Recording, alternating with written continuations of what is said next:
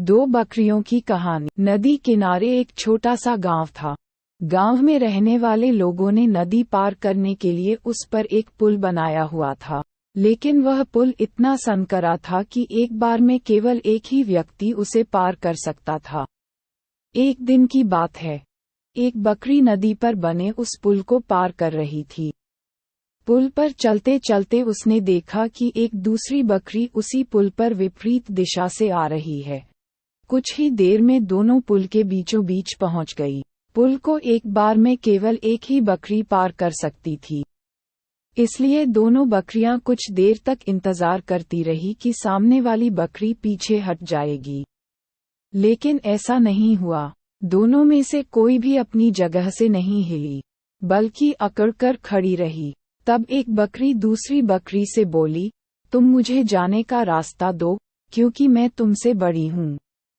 कुछ देर बाद दो और बकरियां विपरीत दिशा से उस पुल पर चलते हुए आए और बहस करने लगी कि कौन पीछे हटेगी और कौन दूसरे को रास्ता देगी।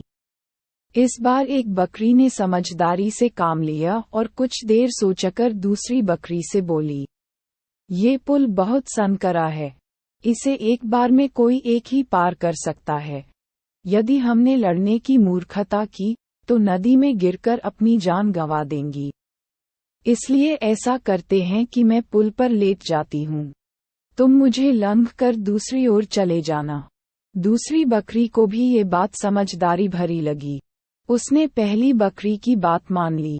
पहली बकरी पुल पर लेट गई और दूसरी बकरी उसे लंघ कर दूसरी ओर चली गई। इस तरह दोनों ने पुल पार कर लिया। इस बात पर दूसरी बकरी हंस पड़ी और बोली, होगी तुम मुझसे बड़ी, लेकिन मैं तुमसे कहीं ज्यादा ताकतवर हूँ। मैं तुमसे जल्दी ये पुल पार कर लूंगी, इसलिए तुम मुझे रास्ता दो। पहली बकरी बोली, मैं तुमसे बड़ी भी हूँ और ताकतवर भी, इसलिए हट जाओ। कुछ देर तक दोनों में इस बात पर बहस होती रही कि दोनों में कौन ज्यादा ताकतवर है। फिर बहस लड़ाई में बदल गई।